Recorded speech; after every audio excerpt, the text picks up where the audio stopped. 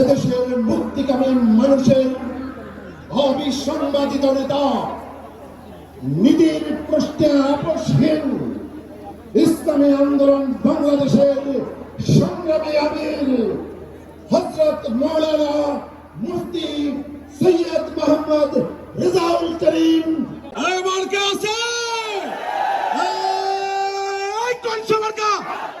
সবাই বলে সবার মুখে সারা দেশে ডান দিকে, সামনে, বাম দিকে, পিছনে, সব জায়গাতে একই সাথে এক আওয়াজে সবাই বলি ইনশাআল্লাহ আগামী নির্বাচনে ইনশাআল্লাহ বিজয় হবে।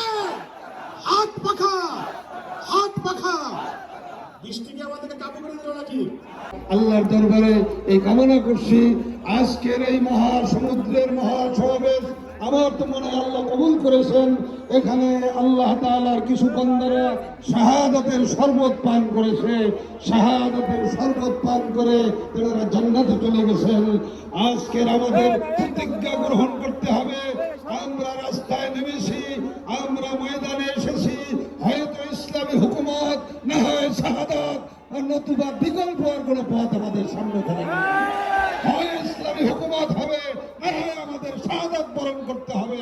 আমরা শাহাদাত ছাড়া, ইসলামী হুকুমত ছাড়া বেঁচে থাকতে চাই না। আল্লাহ আমাদের তৌফিক দান করেন। আখিরু দাওয়ানা আলহামদুলিল্লাহ রাব্বিল আলামিন। হিন্দুবাদ পরিহার করে মুসলিম জাতি সত্তামূলক রক্ষার জন্য আল্লাহ তাআলার দ্বীনকে পার্লামেন্টে নিয়ে ন্যায় বিচার, সুশাসন, বৈষম্যহীন এক নতুন সমৃদ্ধ বাংলাদেশ গড়ার জন্য আমরা ঐক্যবদ্ধ থাকবো। তারা সুদ ঘুরে আছে, তারা এক করে জাগ্রত হবে এবং ভাইয়ের কাছে জড়াইতে হবে এবং দৃষ্টান্তমূলক শাস্তি দিতে হবে।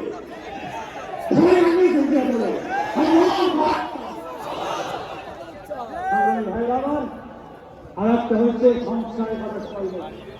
সংস্কার ছাড়া কিছু নির্বাচন হতে যাওয়া যাবে না।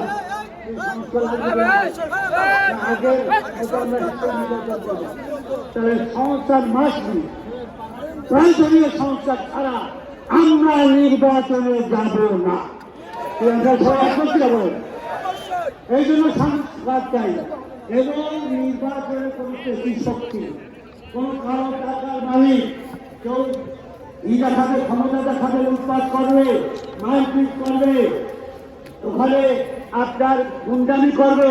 এই গুন্ডামি আগামী নির্বাচনে কি আমরা নির্বাচন কেন্দ্রে করতে দেবো কি দেবো?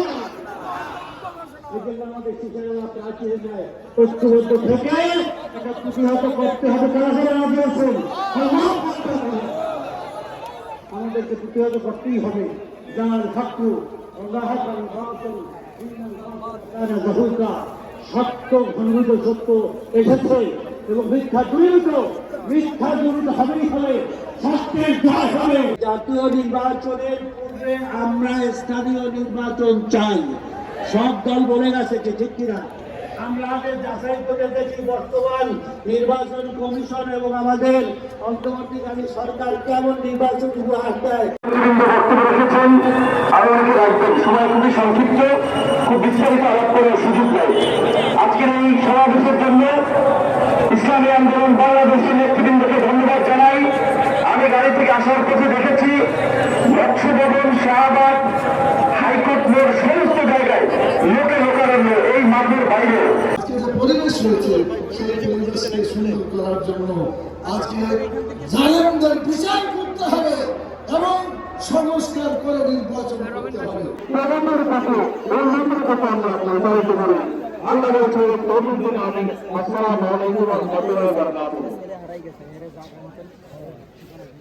আজকের এই জনসমুদ্রের সংগ্রামী সভাপতি,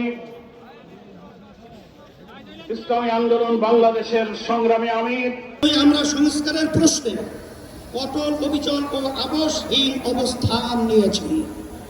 আমাদের সবাইকে ঐক্যবদ্ধ হয়ে আল্লাহ ইসলাম প্রেমী যারা রয়েছেন, দেশ প্রেমী যারা রয়েছেন, তাদেরকে নিয়ে একাত্রিত হয়ে আমরা দেশের কাজ করতে পারি।